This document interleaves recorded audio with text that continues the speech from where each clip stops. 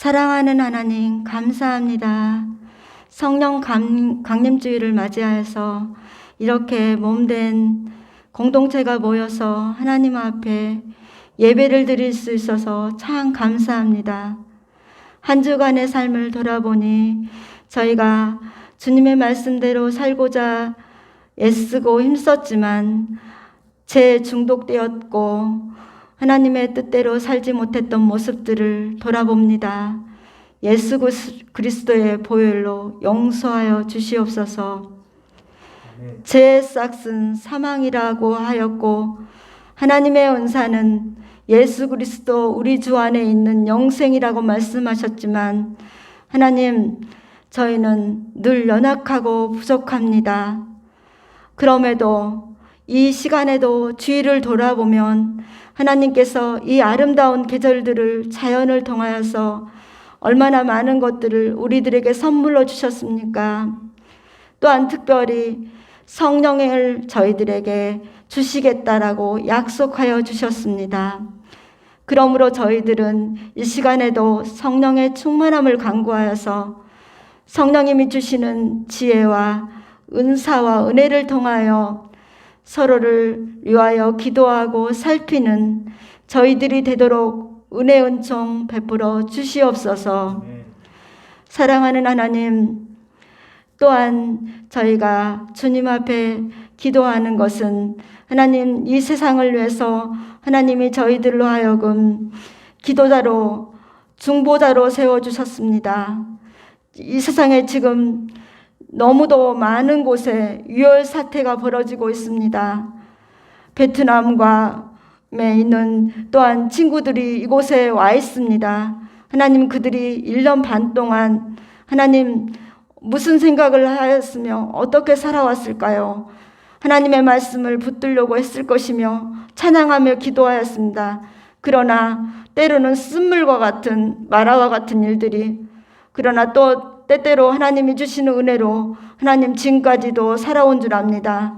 하나님, 저에게 어려움들을 만날 때에는 더 주님을 붙들고 기도하는 시간이 되며 하나님, 저들이 하나님의 그 은혜 안에서 아름답게 이 광야의 시간들을 지나서 그곳에 갔을 때 복음을 전하는 역사가 일어나며 그곳에 부흥의 불길을 올리는 청년들이 되게 하여 주시옵소서. 사랑하는 하나님, 또한 이제 팔레스타인과 이스라엘 간에 유혈 사태가 있습니다. 아버지 하나님, 참으로 미얀마에도 아직까지도 계속해서 이런 유혈 사태들이 있어서 연약하고 어린아이들, 그런 많은 사람들이, 세상에 귀하지 않은 생명이 어디 있습니까? 정말로 불쌍히 여겨주시고 그들을 구원하여 주시옵소서.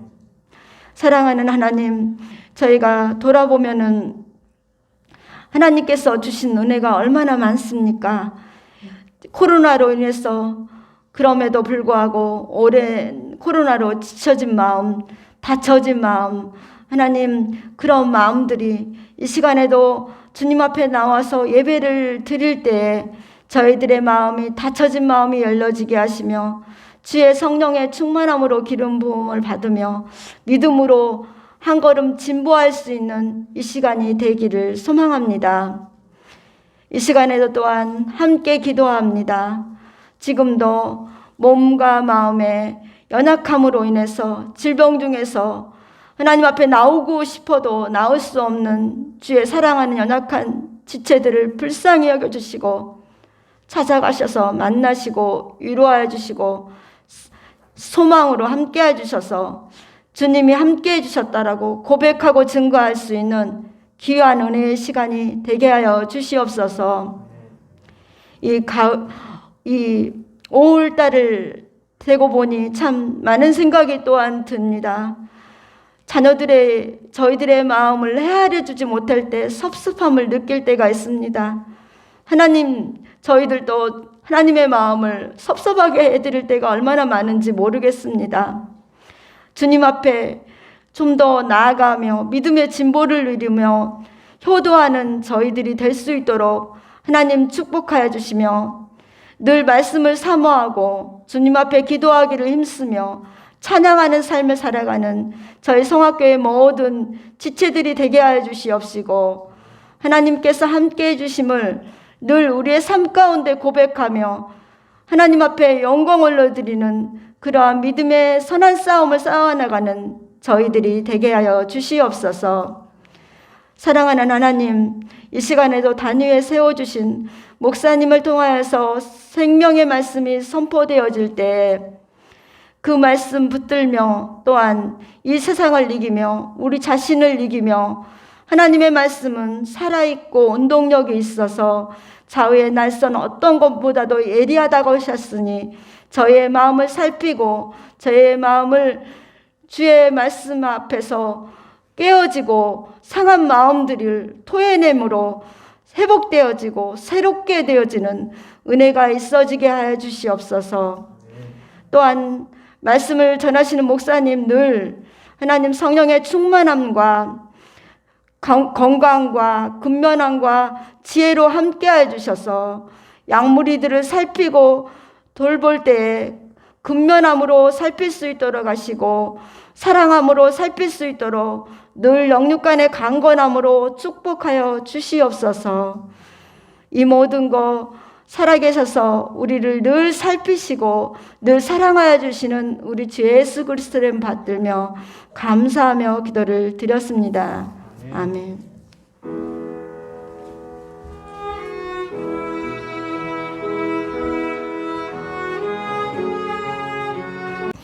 오늘은 여호와 니시, 하나님의 승리, 하나님의 깃발, 이런 말씀으로 함께 위로를 나누고자 합니다. 오늘 말씀을 통해서 우리가 무너지고 있었던 삶에서 여호와 니시를 고백할 수 있는, 실제로 그런 승리를 여러분이 만끽하는 그런 귀한 은혜의 시간 되기를 바랍니다. 안 이기시고 싶으세요? 그렇게 되기를 바랍니다. 성령과 오늘 본문은 되게 이제 강조 비슷한 유사점이 있습니다. 성령에 대한 여러 이름이 있는데 예수님을 통해서 가르쳐 주신 성령의 이름은 따라서 해볼까요? 보혜사. 보혜사는 지난번에도 제가 한번 말씀드렸던 것처럼 파송된 공무원과 같은, 그래서 자기 의지대로 떠나고 말고 그런 게 아니라 한번 파송을 딱 받았기 때문에 기관과 같죠. 한번 파송을 받았기 때문에 본국에서 돌아오라고 하기 전까지는 절대로 돌아가지 않습니다. 성령은, 보혜사 성령은 우리 가운데 하나님께서 파송을 한 겁니다. 자의적으로 온 것이 아니라 하나님과 성부와 성자가 우리에게 보내신 분이세요. 주님께서 우리 가운데 찾아오셨어요. 성령께서 찾아오셨습니다. 어떤 역할을 하냐면, 따라서 해볼까요? 떠나지 않는다. 떠나지 않고 늘 함께 있는 역할을 합니다. 그리고 모든 그리스도인들은 자기가 느끼든 느끼지 않든 예수님을 믿는 모든 사람들에게는 성령이 함께 있습니다. 늘 함께 있고, 우리는 잘 못 느끼겠지만 정말로 위기의 순간에 우리를 가르쳐 주시고 피할 길을 예비해 주십니다. 예를 하나 좀 들어보겠습니다. 제가 요즘에 비염 때문에 고생이 많아요. 한동안 좋아졌다가 요 시기가 참 어려운 것 같아요. 이제 오늘 아침에 집에서 나와서 차를 타고 이렇게 이제 가려고 하는데 코너가 이렇게 나왔습니다. 코너를 딱 돌려고 하는 순간 갑자기 재채기가 탁 나온 거예요. 애취 하는데 제 아내가 옆에서 타고 있다가 차차차 그러는 거예요. 그래서 제가 애취하는 틈에 들어오는 차를 못 본 거죠. 그리고 차차차라는 소리에 브레이크를 딱 밟고 사고가 나지 않았어요. 다행이죠. 아마 혼자 운전을 했으면 애취하는 사이에 이 차를 딱 바꿨을 겁니다. 그럼 아침에 좀 애를 먹었겠죠. 혼자 하는 거하고 둘이 하는 거하고 달라요. 혼자 하는 것과 둘이 하는 게 달라요. 신앙생활도 내가 하나님 잘 섬길 것 같은데 주변에 성도들을 보내주시기도 하지만 성령께서 직접 찾아오셔서 함께 하십니다. 이분과 교제하는 것이 상당히 어렵고, 이분이 인격이기 때문에 어떤 주술적인 힘 그런 게 아니라 그분을 사귀어가는 거예요. 이분이 나에게 어떤 식으로 말을 걸어오시는지 느껴가기 시작하고 배워가는 시간들이 필요합니다. 이분과 가까이 지내면 가까이 지낼수록 편해지고 초대할 수 있습니다. 주님을 늘 우리 가운데 이미 오셨지만 우리 마음 깊은 곳에 자정하여 달라고 간구하고, 성령은 또 우리 가운데 계시지만 늘 부어주세요. 하늘에서부터 신령한 힘으로 부어주시고, 또 우리 내면 깊은 곳에서 샘솟듯 차오르라서 우리의 가란 모든 것들을 그 목마른 것에서부터 해방시켜 주시는 그런 분이 바로 성령이십니다. 그래서 이 예수님께서는 성령을 반드시 기다리라고 그랬고 또 성령을 믿으라고 그랬고 성령을 간구하라고 했고 성령 충만을 사모하라 그랬어요. 우리가 늘 어떻게 해야 돼요? 성령을 구해야 돼요. 여러분 삶에서 너무 힘들면 딱 내려놓으시고 예배당에 딱 오세요. 아니면 혼자 자기 방에 아무도 없는 곳에 딱 가세요. 그리고 찬양을 하세요. 주님의 성령 내 안에 오십시오. 주님의 성령 내 안에 오십시오. 이렇게 찬양하고 집중하시기를 바랍니다. 그러면 당장 마음이 뜨거워질 때도 있지만 어느 순간 삶 가운데 힘이 생기는 것을 경험하게 됩니다.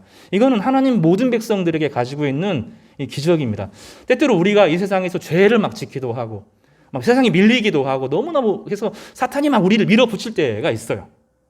그럴 때 사탄이 착각하는 게 있습니다. 우리가 막바지에 가면 부르짖고 기도해버리는 거예요. 하나님 백성들이 막바지에 밀리면 막 죄짓고 막 엉망으로 살다가도 이거 아니다 싶으면 부르짖고 기도해요. 성령을 구하면서 부르짖고 기도합니다. 그러면 딱 바뀝니다. 상황이. 하나님께서 함께 하시고 부어집니다. 이거는 우리의 자의의 문제가 아닙니다. 얼마나 죄를 많이 짓고 얼마나 많은 문제가 있는 게 아니라 예수 그리스도께서 십자가에서 죽으셨기 때문에 성령이 우리 가운데 합법적으로 오시는 거죠. 어떤 죄가 있어도 아무리 실망한 상황이 되더라도 성령을 구하면 우리 가운데 찾아오시고 우리를 변화시키고 새로운 길로 이끌어 주십니다. 개인에게도 그렇고 교회도 마찬가지입니다. 어느 순간 교회가 이거 아니다 모여서 우리가 부르짖고 성령을 구하자 그러면 상황이 달라집니다. 우리가 그 순간들을 경험했으면 좋겠어요. 여러분 가운데 성령께서 이미 오셨기 때문에 오순절이라고 하는 것은 오시도록 간구하는 것이 아니라 이미 성령께서 우리 삶 가운데 교회 가운데 오심을 기념하는 절기인데 이 성령 주간을 통하여서 정말로 성령과 동행하는 그런 은혜가 있기를 간절히 바랍니다.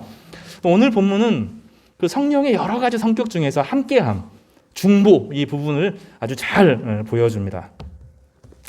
본문은 17장에서는 무리바야라고 하는 사건에서부터 시작합니다.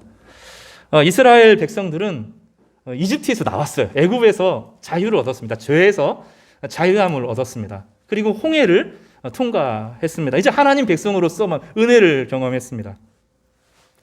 많은 사람들이 교회를 오면 또 교회 안에서 신앙생활하면서 은근히 기대하는 게 있어요. 뭐냐면 나를 사랑해 줄 것 같은 거예요. 교회가. 성도들이 나를 진심으로 사랑해 줄 것 같고 나를 받아줄 것 같아요. 그런데 어느 순간 보면 그와 내가 별로 다르지 않다는 것을 알게 돼요. 그렇지 않아요? 어느 순간 목사님도 별거 없네. 이런 생각들을 하게 될 때가 있죠. 아마 그럴 겁니다. 여러분 저를 가깝게 대하고 나면 실망이 클지도 모르겠어요. 그런 순간들을 우리가 경험하기도 합니다. 아마 고개를 끄덕이는 분들이 여러 분 계시는 것 같습니다. 그럴 때가 우리 가운데 있어요. 오늘 본문은 우리 가운데 그걸 가르쳐줘요. 이스라엘 백성들이 하나님의 큰 구원을 경험했어요. 유월절도 경험하고 무교절도 구원했어요. 이거는 십자가를 경험한 겁니다. 예수 그리스도의 부활을 경험한 거예요. 그런데 나오자마자 어떤 일이 벌어지죠? 하나님께 투정을 합니다. 마라에서 하나님과 대판 싸우죠. 왜 여기까지 해가지고 물을 주긴 주는데 뭔가를 주는 것 같은데 왜 쓴물을 줘가지고 우리를 고생시키냐고 막 모세를 향하여 막 욕짓거리를 막 하는 그런 순간들을 경험합니다. 구원받았지만 아직 하나님의 온전한 성품을 배우기까지는 시간이 더 필요한 거예요. 교회는 공동체입니다. 그런데 완전한 공동체가 아니에요. 우리가 사람을 기대하고 공동체 가운데 막 이상적인 것을 기대하면 어김없이 실망하게 될 겁니다. 왜냐하면 아직 가야 될 길이 남아 있어요. 남아 있는 것은 우리가 절망으로 바라보는 것이 아니라 아직 내가 하나님의 성품을 배워갈 많은 기회가 남아 있구나. 이렇게 받아들입니다. 그리고 하나님께서 내 삶에 선물을 주셔서 내 성품을 바꿔주시기를 기대하게 되는 거죠. 마라의 쓸물을 딱 경험하고 나니까 엘림에 도착했죠. 그런데 엘림에서 막 종려나무가 우거지고 막 물이 콸콸콸 쏟아지는데 하나님이 거기 있으라 그랬어, 있지 말라 그랬어요. 임시 안식처에 거주하면 안 된다는 거예요. 잠깐의 쉼이 주어져도 내 삶의 소명을 딱 붙들고 그 소명을 발견하고 나가도록 주님께서 밀어붙입니다. 이스라엘 백성을 순종해요 또. 그래서 엘림을 놓고 신광야로 나가는데 어떤 일이 벌어졌어요? 먹을 게 떨어질 것 같은 거예요. 하나님을 향해서 원망을 하고 모세를 향해서 욕을 막 퍼붓고 이 모세 네가 데리고 나왔지. 너 하나님 안 믿는 거지. 하나님이 데리고 왔는데 왜 음식이 공급이 안 돼? 막 욕을 퍼붓고 모세가 심각한 어려움에 또 빠져요. 모세가 참아냅니다. 그때까지도 참고 하나님께 구하니 뭘 해요? 만나와 메추라기를 공급하셔서 또 그 위기를 벗어나게 합니다. 이제 그들이 또 나아갑니다. 하나님 말씀에 순종해서 나아가는 17장 1절에 보면 이스라엘 온 회중이 이제 만나와 메추라기도 먹어요. 배불리 먹을 수 있어요. 먹을 게 해결됐어요. 이제는 좀 살만하지 않아요? 인생을 살면서 경제적인 문제가 해결되기만 하면 그래도 여러분이 괜찮지 않겠어요? 이스라엘 백성들은 그걸 배웠어요. 이스라엘 백성들이 배운 건 뭐냐면 내가 노력해서 얻는 게 아니라는 거예요. 나에게 주어진 모든 삶은 기회라는 거예요. 오늘 내가 말씀을 먹으면, 말씀에 순종해서 나아가면 공급해 주시는 거죠. 그러니까 하나님의 백성들은 이것을 신약교회에도 고스란히 배웠어요. 말씀을 묵상하면, 말씀과 함께 동행하면 나머지 인생들에 대해서는 책임져 주신다는 거예요. 그러니까 매일매일 우리는 하나님 말씀을 펴서 읽어야 돼요. 이거는 당연한 거예요. 아침을 안 먹고, 점심을 안 먹고, 저녁을 안 먹고 힘이 빠지잖아요. 그죠? 하나님 백성은 무조건 매일매일 성경을 읽어야 되는 거예요. 매일매일 묵상을 하면 예수 그리스도가 우리 가운데 공급해 주시는 거죠. 생명을 공급해 주셔서 살게 합니다. 일주일에 한 번 설교 드리면서 성경 피는 거 아니에요. 그런 얘기 많이 들었어요. 주일마다 어딨지 성경? 이러면 안 된다고요. 아침마다 뭐 해야 돼요? 일용할 양식을 먹어야 되는 거예요. 성경을 피고 성경은 해석하도록 준 책이 아니에요. 성경은 읽도록 만들어진 책이에요. 성경을 읽을 때는 항상 소리내서 읽어야 돼요.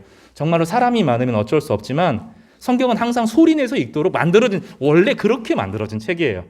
그래서 어르신들 기억하면 우리가 기억이 나요. 아주 어릴 때 보면 구역 예배 같은 거 드리면 어르신들이 항상 성경을 이렇게 찬송도 외쪽으로 오른쪽으로 한번 앞으로 한번 뒤로 한번 허리가 아프니까 그러면서 성경을 이렇게 읊조리죠. 이스라엘 사람들은 지금도 성경을 그렇게 읽어요. 매일매일 그렇게 성경을 읽고 하나님 말씀으로 공급받으면 거기에 순종하면 삶의 공급은 따라온다는 거예요. 삶의 기회가 주어지고 하나님의 공급하심으로 인생을 선물로 살아가는 축복을 누린다는 거예요. 이게 이제 이스라엘 백성들의 비결인 거예요. 그거를 이스라엘 백성들이 다 깨달았습니다. 그래서 순종함으로 나아가요. 어떤 일이 벌어집니까? 또 물이 떨어져요. 르비딤이라고 하는 곳에 도착하는데 이때는 너무 심각해집니다. 이때 이스라엘 백성들을 뭐라고 말하냐면 백성이 모세와 다투었다 이런 말을 쓰는데 다투어요. 이거는 심각한 상황입니다. 말로 막 이러는 게 아니라 진짜 모세를 향하여서 막 죽이려고 했던 거죠. 네가 하나님 지도자면 우리가 이렇게 어려울 리가 없다. 물이 떨어질 리가 없다. 네가 하나님 말씀대로 했으면 너는 아니다. 지금 우리가 이렇게 어려운 것은 네가 하나님의 지도자가 아니기 때문이다 하고 모세를 막 몰아세웁니다. 그래서 다투었다 이런 아주 심각한 말이 나옵니다. 여기서 다투는 것은 모세 지도자님 리더인데 우리 어떻게 좀 도와주십시오. 그런 게 아니에요. 막 돌을 던지고 죽이려고 했다고 본문은 말합니다. 그래서 본문에 보면 이렇게 표현해요.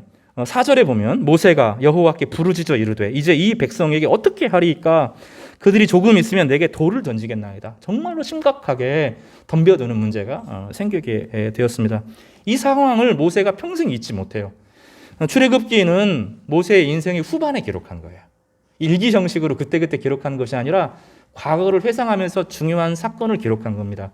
이때의 사건을 모세가 너무너무 가슴 아파했어요. 하나님의 백성으로 하나님께 세움받고 성령의 충만함을 경험하고 막 이스라엘 백성들에게 10가지 재앙을 통해 건지고 홍해를 가르고 만나가 내리는데도 또 아니다는 거예요. 더 필요하다는 거죠. 지금 이거는 하나님의 백성으로 내가 순종했다면 순종한 결과가 이거라고 하면 너는 지도자가 아니다. 이렇게 이제 모세를 향하여서 비난하는 일들이 생기게 되었던 것입니다.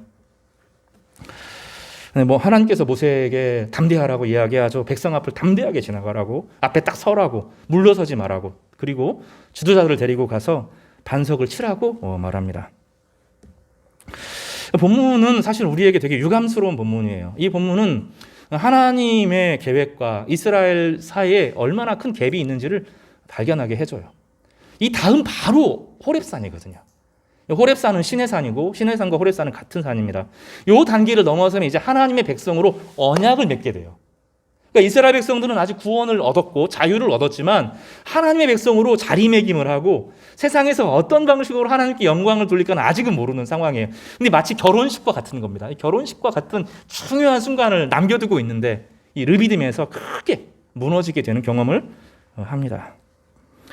그래서 그때 하나님께서 이 모세에게 가르쳐준 방법대로 모세가 반석을 치는데 물이 쾅 쏟아져 나오면서 해갈이 됩니다.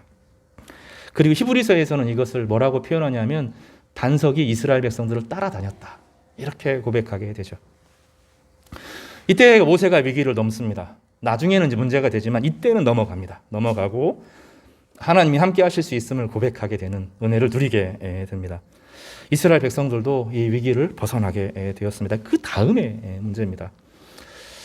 이스라엘 백성들이 이제 그 물을 먹고 나서 이제 살고, 나중에 그 이스라엘 백성들이 길을 떠날 때마다 항상 반석이 있었고 예비된 반석을 치면 물이 나왔어요. 그래서 물 문제를 하나님께서 여기서 해결해 주십니다. 요한복음 6장과 7장은 요거를 생명의 떡이라고 표현을 하고, 7장에서는 생수, 나를 믿는 자는 내 배에서 생수의 강이 흘러나리라, 이렇게 표현하면서 이 반석이 예수 그리스도다, 이렇게 설명하고 있습니다. 하나님과 우리는 중간중간에 다툽니다. 하나님을 향하여 정직하게 우리의 삶을 이야기하는 것은, 그것은 하나님께서 싫어하는 게 아닙니다. 솔직하게 이렇게 어렵습니다. 늘 고백해야 됩니다. 하나님은 정직함을 원하십니다. 내가 믿음이 이렇게 없습니다. 내 삶이 이렇게 힘듭니다. 내 삶이 이렇게 괴롭습니다. 말하는 것은, 이것은 불신앙이 아닙니다. 하나님을 향하여 이야기해야 됩니다. 예수님께서 지난주에 말했던 것처럼 예수님께서는 십자가를 지면서 아버지를 시편 22편을 묵상하면서 아버지 어떻게 나를 버릴 수 있습니까? 내가 믿음으로 살았는데 하나님 이 위기의 순간에 나를 어떻게 버릴 수 있습니까? 이런 고백을 시편 22편에서 하는데 예수님 그 고백을 담아서 하나님 앞에 자신의 고통을 솔직하게 표현합니다. 그래서 숨기면 안 돼요. 하나님, 제가 너무나 힘듭니다. 너무나 어려워요. 이렇게 이야기할 줄 알아야 돼요. 하나님, 정말로 괴롭고 힘들고 두렵고 위축되고 죽을 것 같습니다. 고백해야 돼요. 그러나 하나님을 인정해야 됩니다. 그건 하나님 인정하는 거예요. 내 삶에서 하나님을 인정하는 고백이 필요해요. 그러면 하나님이 그 가운데서 생명수를 내주시는 거예요. 여러분, 섣불리 짐작하지 마시고 부르짖으시기를 바라요. 우리 기도로 나아가시기를 바랍니다. 그러면 하나님이 틀림없이 예배하신 생명의 길을 여러분에게 인도하실 거라고 믿습니다. 이 상황이 이제 중요한 거예요. 이스라엘 백성들이 물을 먹었어요. 좀 안 싸우면 안 될까요? 하나님과 좀 다투지 않고 넘어가면 좋은데, 이제 호렙까지 가고 바로 호렙 앞에서 하나님과 언약을 맺기 전에 이런 비극적인 사건을 경험하는데 모세가 이걸 못 잊어요. 그래서 이름을 짓습니다. 마사, 무리바, 이런 이름을 지으면서 수치였다. 자신의 모세의 인생에서 정말 너무너무 큰 충격을 받은, 자기가 사랑했던 백성들이 자기를 또 배신할 것 같은 그런 슬픔에 젖어듭니다. 모세가 한번 배신당한 경험이 있잖아요. 자기 백성을 건졌는데 그 건진 결과로 광야로 쫓겨났던 경험이 있잖아요. 이 상황이 무리바 마사가 깊은 트라우마로 남아서 마사 무리바 이 이름을 지켜야 됩니다. 우리는 이 고백만 갖고 살 수가 없어요. 우리 인생 가운데 여러분 중에서 무리바 마사의 경험이 없는 분이 있을까 싶어요. 내가 하나님을 향하여서 내 마음을 드렸는데, 하나님의 교회를 이렇게 섬겼는데, 이웃을 그렇게 섬겼는데, 내 친구를 저렇게 사랑했는데 어느 순간 비수가 꽂히고 배신의 경험을 하게 되는 이 무리바 마사의 경험, 이게 있는 거죠. 성도들은 다 겪어요. 이거는 변수가 아니에요. 있다가 우연히 생기는 것이 아니라 인생을 살면, 그리스도인으로 살면서 그런 순간을 경험하게 돼요. 그래서 마음 가운데 깊은 트라우마가 있어요. 하나님을 향하여 헌신하는데 늘 장애물처럼 남아있는 이 슬픈 경험들이 남아있게 되는 겁니다. 근데 하나님은 무리바 마사에 모세가 머물러 있지 않기를 바랬어요. 무리바 마사는 하나님이 지은 이름이 아닙니다. 이건 모세가 지은 이름이죠. 그곳 이름을 마사 혹은 무리바로 불렀다라고 부르니까 하나님께서 그를 무리바로 불러라, 마사라고 부르라 그러는 것이 아니라 그렇게 부르기로 한 거예요. 이스라엘 백성이 모세가 그렇게 부르기로 하면서 자신의 인생의 그 순간, 그 날, 그 기억, 그 아픔, 하나님을 믿는 백성들에게 왜 그런 어려움이 찾아오는가에 대한 그 깊은 불신들이 무리바 마사로 딱 남아있게 되는 그런 상태가 된 겁니다. 사랑하는 여러분, 여러분에게 그런 경험이 있는 걸로 알아요. 저에게도 있어요. 인생을 돌아보면 그 순간은 인생에서 지워버리고 싶은 그런 순간들이 있어요. 마음이 너무 찹찹하고 그 순간만 생각하면 하루 종일 기분이 안 좋고, 그 순간만 생각하면 가슴이 무너지고, 그 순간만 생각하면 막 힘이 쫙 빠지고 다시는 일어설 수 없을 것 같은 그런 절망의 순간들을 다 가지고 있습니다. 오늘 하나님께서 그 문제를 어떻게 다루시는지 한번 살펴보도록 하겠습니다. 8절에 보면 바로 그때 하나님과 싸웠을 그때, 하나님을 믿지 못하고 하나님과 맞설 때, 하나님이 우리를 구원하신 것이 아니라고, 하나님이 계시지 않다고, 하나님이 내 삶에 계시면 그런 일이 있을 수 없다고 이렇게 고백할 때에 새로운 적을 만나게 됩니다. 이 본문을 17장은 1절에서도 이 장소가 르비딤이라고 그랬고 8절도 르비딤이라고 부릅니다. 같은 장소에서 일어난 두 가지 사건이죠. 아말렉이라는 새로운 적이 쳐들어옵니다. 하나님의 백성들은 이 순간들을 다 경험해요. 예외가 없어요. 한편으로는 우리가 죄에서 벗어났죠. 그렇죠? 그러나 우리는 무엇이 남아있어요? 한편으로는 무엇과 싸워야 돼? 우리 안에 죄에 따라서 죄의 중독. 죄의 중독이 항상 남아있어요. 예수님 믿어도 중독이 남아있어요. 죄를 오래 지으면 우리의 습성이 되기 때문에 주님께 은혜를 경험하고 십자가를 경험해도 죄의 중독과 남아있어서 우리가 믿음이 약해지면 그 죄의 중독이 다시 들어가요. 몸이 피곤하고 마음이 상하고 지치고 그러면 중독으로 돌아가요. 피곤하면 중독에 빠져요. 술을 안 먹던 이제 술을 끊었어요. 과감하게 결단하고 끊었는데 정말로 피곤하니까 어느 순간 술 한 잔 마시고 있는 거예요. 담배를 끊었어요. 근데 어느 순간 내가 담배를 피고 있어요. 피곤하고 지칠 때 그래요. 어느 순간 내가 예전에는 이제 그런 말을 안 해요. 사랑의 말을 하는데 어느 순간 거친 말이 튀어나와요. 피곤할 때, 지칠 때, 실망할 때, 의식이 사라질 때 중독으로 돌아가요.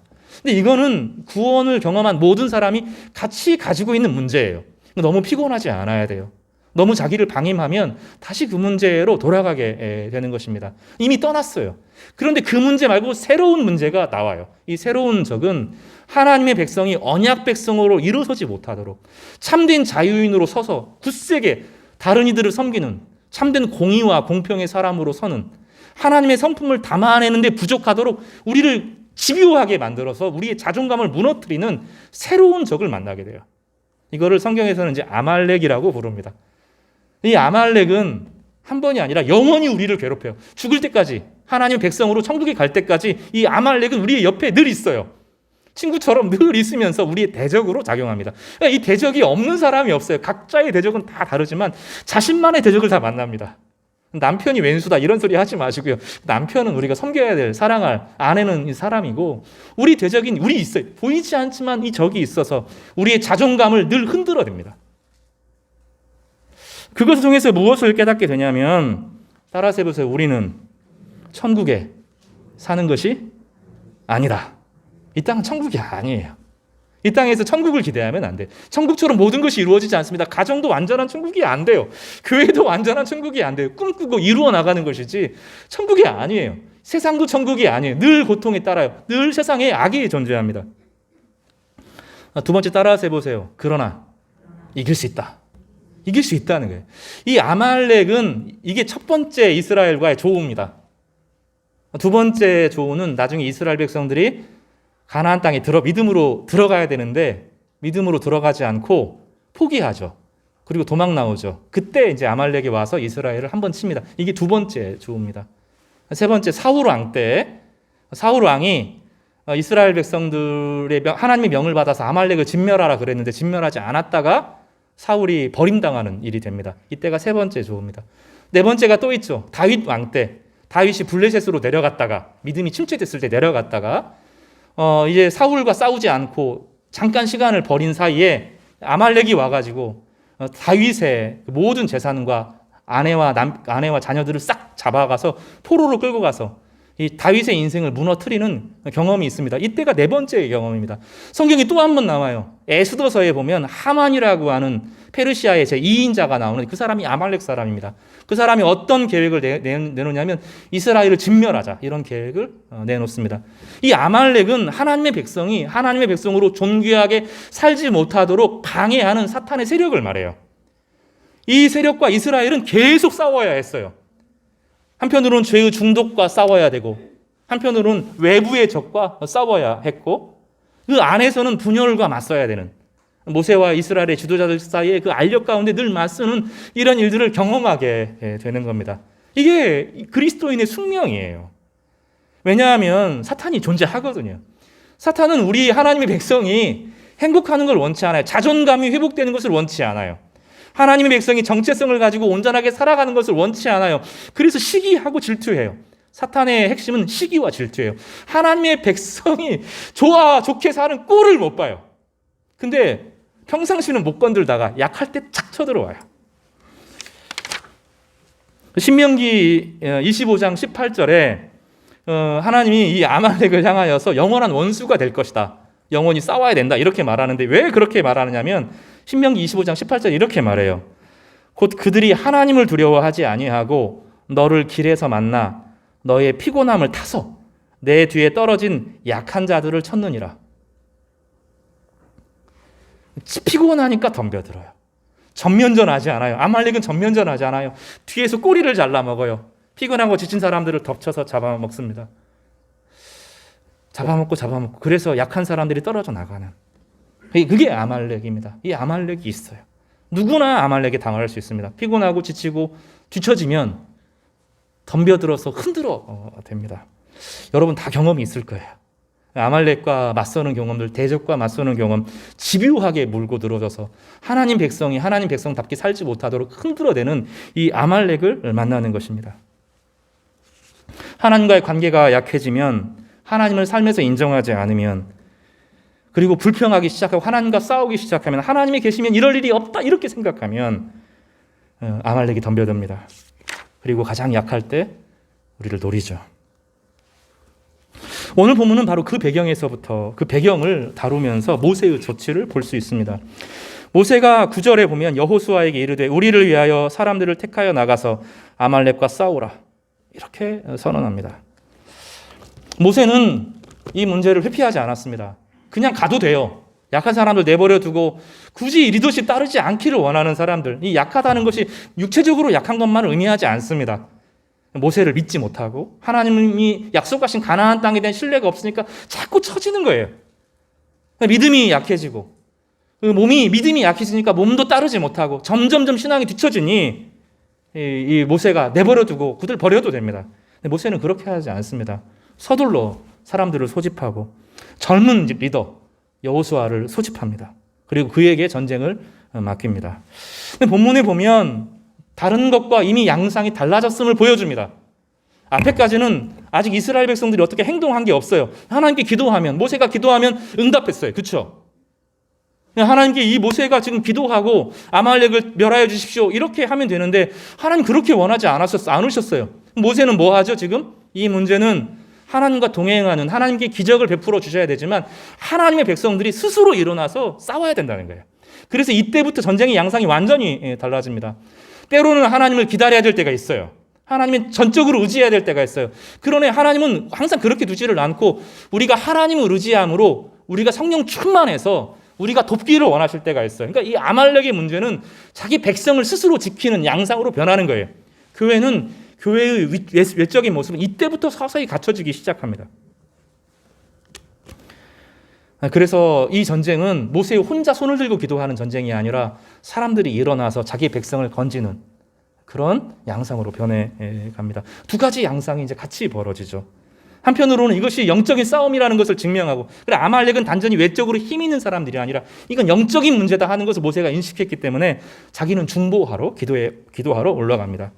그러나 동시에 이 문제는 외적으로 보이는 실제적인 삶에서 이루어지는 것이기 때문에 구체적으로 이 일들을 책임질 수 있는 여호수아의 새로운 지도자들을 일으켜 세웁니다. 모세가 다 하지 않습니다. 영역을 나누어서 그러나 한 마음으로 자신의 백성들을 지키는 위대한 전쟁을 시작합니다. 여러분, 주님께서 부르시면 이 전쟁에 동참해 주시기를 바랍니다. 함께 중보할 때 중보해야 됩니다. 그리고 일어서서 지킬 때 전화해야 됩니다. 중보하는 사람이 필요하면 전화하는 사람도 필요하고, 만나서 식사하는 사람도 필요하고, 그들의 이야기를 들어주는 사람도 필요합니다. 때로는 돈을 내어서 그들의 삶의 필요를 채워주는 그 역할도 감당해야 됩니다. 주님께서는 주기도문을 가르칠 때 하늘에 계시는 우리 아버지라고 그랬어요. 우리에게 일용할 양식을 주옵시고라고 그랬어요. 나는 배부른데 그 형제가 가난할 때 내가 당신을 위해서 기도하겠습니다. 이건 위선적이라는 거예요. 나에게 주신 것이 있다면 그에게 흘러갈 수 있도록 물꼬를 터야 되는 거죠. 그런 것처럼 이 양상은 달라지는 양상을 보이게 됩니다. 이 본문은 또한 한 세대가 영원할 수 없음을 가르쳐 줍니다. 아무리 훌륭한 영성을 가진 사람도 영원히 살지 못해요. 아무리 훌륭한 권사님도 우리 교회 영원히 있어서 우리를 위해서 기도해 주시면 좋은데, 그 장로님이 우리를 위해서 계속 기도해 주시면 좋은데, 세상에 그런 건 없어요. 한 세대는 지나갑니다. 다음 세대가 일어나야 돼요. 그럼 스스로 일어나야 돼. 이제 내가 때가 되면, 야, 내 차례구나. 내가 열심히 섬겨야 되겠구나. 이렇게 하는 겁니다. 그래서 이 전쟁이 양상이 벌어지는데, 놀라운 일이 벌어지죠? 우리가 익숙한 본문입니다. 모세가 손을 들고 기도하면 이겨요. 그런데 손이 힘이 약해서 떨어지면 어김없이 져요. 가르쳐 주는 거죠. 중보가 필요하고. 이건 가르쳐 주기 위한 겁니다. 이 영적인 전쟁에서 누군가 하나님을 의지하는 사람이 있어야 된다. 인간의 힘만으로 싸우는 것이 아니다 하고 가르쳐 주는 거예요. 그래서 아론과 훌이 옆에서 팔을 툭 뜯어줍니다. 모세가 오래 서 있을 수 없으니 돌로 의자를 만들고 모세를 앉히고 양쪽에서 손을 번갈아, 양쪽에서 손을 들어주면서 모세의 손이 내려오지 않도록 돕습니다. 하나님의 사람 모세, 권능의 사람 홍해를 가르던 모세가 피곤을 이기지 못합니다. 왜요? 천사처럼 기도하고 영원히 하면 되죠. 하나님 그렇게 안 해요. 모세는 인간으로 손을 들고 있으면 아픈 존재로 옆에서 누군가 지지해 주는 사람으로 세우는 거예요. 아무리 영성 있는 지도자도 몸이 약하면 무너지는 거예요. 그리고 옆에서 지지해 주는 일들이 필요한 거죠. 심지어 모세도 그랬다고요. 예수님께서 기도하러 올라가실 때 야고보 요한과 함께 기도하자고 그랬어요. 혼자 기도하는 게 힘들다는 거예요. 근데 예수님께서 십자가를 주실 때 모세와 엘리야가 나타나서 상의했어요. 예수님도 그 큰 구원을 이루면서 도움이 필요했어요. 예수님도 도움이 필요했어요. 하물며 저는요. 하물며 우리 교회 장로님들은, 우리 권사님들은, 우리 집사님들, 우리 성도들은 혼자 모든 것을 감당할 수 있습니까? 이거는 거짓말이에요. 우리는 천사가 아니에요. 여러분에게 설교하는 저는 천사가 아니에요. 저도 배가 고프고 재채기를 하고 피곤하면 지치고 무너지고 약해지고 그 일들을 수시로 겪어요. 히브리서에서는 그러기 때문에 인간 설교자를 세웠다는 거예요. 천사가 인간을 어떻게 알고 인간의 실패와 연약함과 약점을 어떻게 아냐고요. 설교자를 그렇게 세울 수 없다는 거예요. 그래서 약하고 지친 사람을 통해서 세웠다는 거죠. 누구나 인간이에요, 인간. 그 인간과 인간이 만나는 거죠. 그 안에 위로가 있고 그 안에 아픔이 있고 그 안에 긍휼이 있고 자비가 흐르고 연민이 흐르고 그 안에서 공동체를 세워가는 것이 필요한 것입니다. 모세 옆에 아론과 훌은 우뚝 일어난 거예요. 그리고 영적 가장으로 섭니다. 집에 문이 없으면 안 되잖아요. 그죠? 집에 가장이 없으면 안 돼요. 그게 아버지가 없으면 어머니가 가장 역할을 해야 되죠. 어머니가 없으면 오빠가 해야 되고 오빠가 없으면 누나가 해야 되고 가장 역할을 누군가는 해야 그 가정이 살아나는 거죠. 근데 교회는 그 가장을 통해서 움직인다는 거예요. 목회자를 통해서 장로님들을 통해서 교회의 가장이 되도록 하신 거죠. 가장이 해야 될 일들은 지금은 가장의 역할이 없는 시대, 특히 남자들의 역할이 없다고 하고 돈만 주는 거라고 말하는데 가장은 그런 게 아니라고 본문은 가르쳐줘요. 영적인 가장은 자기 집안에서 최소한 자기 자녀를 위해서 마음을 다해서 하나님이 그 자녀와 함께 하도록 기도하는 사람이 영적 가장의 역할을 한다는 거예요. 나는 아무 역할이, 나는 돈만 주고 정서적으로 지지해주고 이게 가장이 아니고 자녀들을 위해서 기도하는 누군가가 있어야 된다는 거예요. 교회에서 목회자가 설교 준비하는 것으로 그게 아니거든요. 목회자 역할은 그게 아니에요. 일주일 동안 편한 순간이 한 번도 없어요. 왜냐하면 마음을 늘 그 사람에게 두는 거죠. 이 사람이 지금 어떻게 살고 있지? 여기서 핵심은 교회 얼마나 잘 나오고 이런 게 아니에요. 하나님의 백성으로 자존감을 가지고 아름답게 쓰임 받아야 되는데 이 마음을 늘 가지고 한 사람 한 사람을 기억하면서 일주일을 보내요. 그러고 일주일이 금방 갑니다. 그게 제 역할이죠. 저는 가장이에요. 영적 가장으로서 여러분을 돌보는 거예요. 그래서 저에게 말해야 돼요. 위험이 따라오고 침체가 따라오고 문제가 생기고 도움이 필요하면 저에게 이야기해야 돼요. 장로님들에게 기도를 요청해야 돼요. 저는 손 들고 기도할 겁니다. 여러분의 상황들이 드러나면 제가 알면 이런 것도 있어요. 오래 사람들을 대하다 보면 이 사람이 문제가 있구나 하고 파악할 때가 있어요. 근데 이거는 제한적인 지혜예요. 잠언에서 말하는 것처럼 지혜는 이해를 넘지 못해요. 순간의 깨달음은 깊은 이해를 오래 경험하면서 그 사람은 아는 이해를 넘지 못해요. 이해는 경청을 넘어서지 못해요. 직접 듣는 것을 이기지 못해요. 이 사람이 어떤 어려움인지 직접 말해주기 전까지는 알 수가 없어요. 그래서 우리는 이 경청을 통해서 사람들의 마음을 알고 그 마음을 알고 기도해요. 이것이 가장이에요. 가장. 영적 가장이 필요하죠. 그래서 이 모세는 영적 가장의 역할을 하는데 아론과 훌이 영적 가장의 역할로 일어서는 거예요.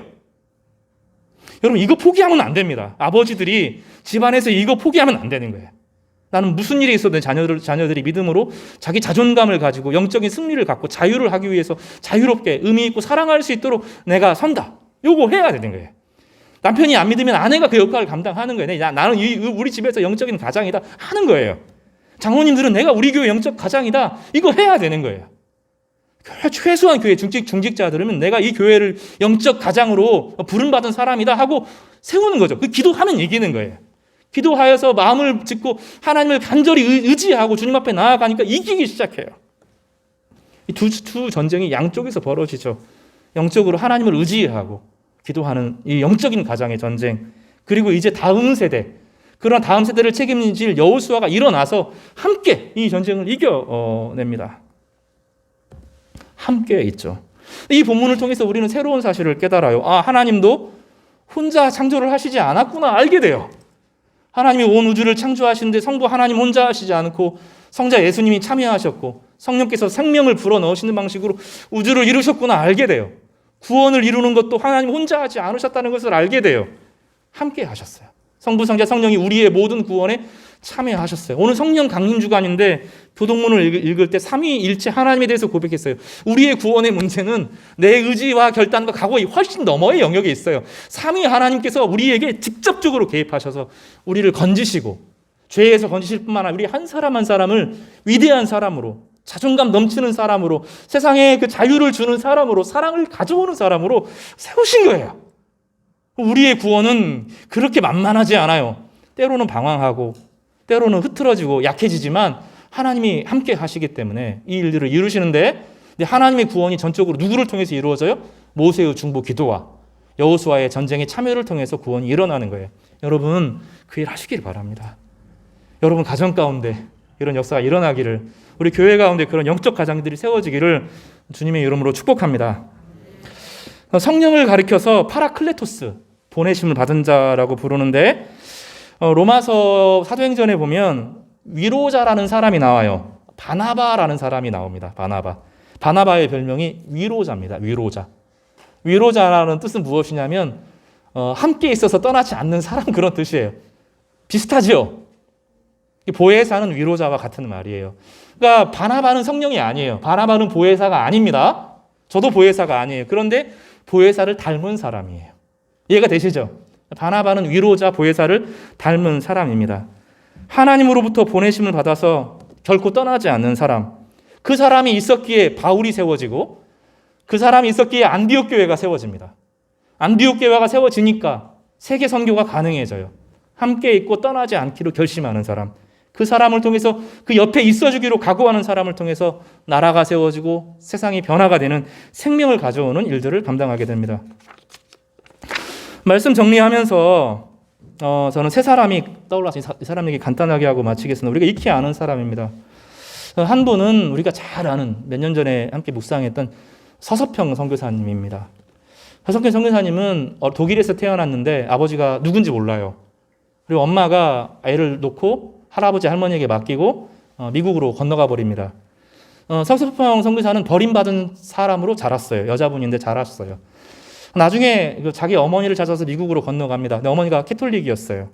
이 서서평 선교사는 예수님을 믿고 성령의 충만함을 경험했는데 어머니가 나는 캐톨릭이니까 우리 집 못 들어온다고 쫓아냈습니다. 근데 그 마음을 가지고 이 버려진 아이들이 조선에 많다는 것을 알고 이 땅에 내려왔습니다. 떠나지 않았습니다. 우리와 함께 했고, 나중에는 이제 그 영양실조로 돌아가셔요. 나중에 그 유명한 말을 남기죠. 인생은 성공에 있는 것이 아니라 섬김에 있다. 위대한 말을 남기면서 죽죠. 그분들을 통해서 세워진, 서서평 선교사님 통해 세워진 것이 저기 우리 서신고등학교, 중고등학교, 예수병원, 장신대. 일단 우리 전주에 있는, 광주뿐만 아니라 전주에 있는 학교의 모태가 되었어요. 떠나지 않고 함께 했습니다. 또 한 분은 윤학자, 제가 광주에서 깊이 그분에게 배웠는데 일본 분이에요. 일본 분인데 한국 분과 윤치호라고 하는 전도사님이랑 결혼을 합니다. 잘 살았어요. 일본 사람으로 잘 사는 관료의 집안이었는데 이 젊은 윤치호가 너무 마음에 들어서 이 사람을 믿고 예수님을 믿게 된 거죠. 윤치호 이분이 6.25 때 행방훈련 내고 실종되어져요. 아이들을 데리고 와서 그 구제사역을 시작합니다. 고아원을 만들죠. 그게 중요한 공생원인데 목포 광주의 뿌리가 된 기독교 단체입니다. 거기서 구제가 다 일어나요. 광주의 기독교 정신은 조금 성격이 전주하고는 좀 다릅니다. 거기 제자들이 CCC를 세우고 한국 기독교 단체들을 세우고 중요한 교회 리더들이 다 됩니다. 고아원에서 출신한 그분들이 교회를 세웁니다. 한 분은 그 의사 선생님이 우리 의료보험 만든 부산에서 의료보험 만든 분입니다.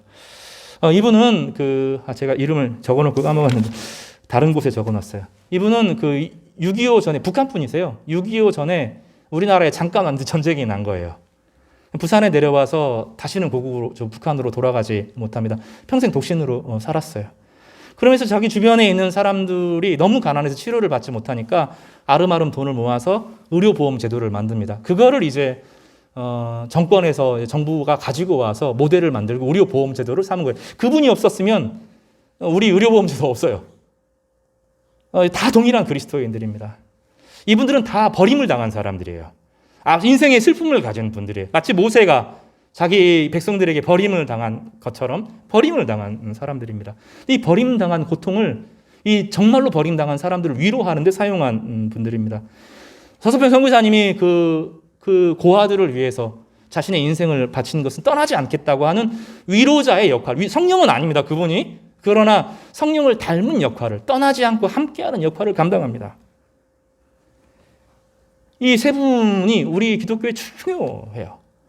우리 인생에 있어서 그런 사람들, 내 인생은 왜 이렇게 불행한지, 왜 이렇게 슬픔이 많은지 그렇게 말하지 말고 이 슬픔 당한 사람들을 위로할 수 있는 마음을 주신 거예요. 그 사람들이 함께 기도하면 영적인 가장이 되죠. 윤학자, 이 여분, 한국에 살았어요. 한국에 살고 나중에 그분이 돌아가실 때 목포 사람들이 다 나와서 울었어요. 저분은 여기서 장사 지내봐. 이게 울고 그분을 위해서 기념관을 세우고 우리가 그 정신을 따라 살겠다고 결심한 그 공생원에 가보면 있어요. 제가 가보면서 나 같이 울고 막 그랬던 기억이 나요. 남편이 사라졌는데 그 상실된 마음을 하나님의 마음으로 알고 고아들을 품는 일생을 던지는 인생을 살아갑니다. 성령은 그런 분이에요. 와서 떠나지 않는 분이에요. 고통을 알고 죄를 알고 이해하고 긍휼히 여기며 함께하고 같이 아파하는 그 모습을 보여줍니다. 모세는 그런 인생을 여기서 삽니다. 자기를 배신한 사람들을 위해서 맞서 싸우고 그들을 위해 중보하고 일어서는 인생을 모세가 행하게 될 때 하나님께서 여호와 니시라는 이름을 붙여줘요. 이 마라, 무리바하고 니시는 달라요. 여호와 니시는 깃발이라는 뜻이거든요.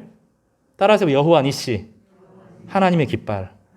적진에 누군가가 용감히 돌진해서 적군의 요새 깃발을 꽂으면 이기는 거예요. 그럼 사기가 올라가고 적군의 사기가 떨어지면서 무너지는 거죠. 하나님께서 마라하고 무리바에 완전히 사로잡혀 있는, 하나님과 싸우면 모세에 너무 상심이 있는, 그래서 르비딤의 이름을 뭐라고 불러요? 마사 무리바로 불렀다 그랬잖아요. 그렇죠? 근데 하나님은 마사 무리바로 부르면 안 된다는 거예요. 똑같은 르비딤을 여호와 니시라고 부르라는 거예요. 상실한 마음대로 기도하고 일어서서 백성들을 향하여 중보했을 때 하나님이 함께 하시는 흔적. 그래서 이게 아니에요. 동일한 장소 르비딤을 무리바, 여기 보면 르비딤을 마사 무리바로 부르는 것을 하나님 싫어하셨어요. 그래서 14절을 같이 한번 읽어보겠습니다. 14절을 같이 읽어보겠어요. 시작. 여호와께서 같이요. 17장 14절입니다. 시작. 여호와께서 모세에게 이르시되 이것을 책에 기록하여 기념하게 하고 여호수아의 귀에 외워 들리라. 내가 아말렉을 없이하여 천하에서 기억도록 못하게 하리라 하고 모세가 제단을 쌓고 그 이름을 뭐라고 불러요? 여호와 니시라고 불러요.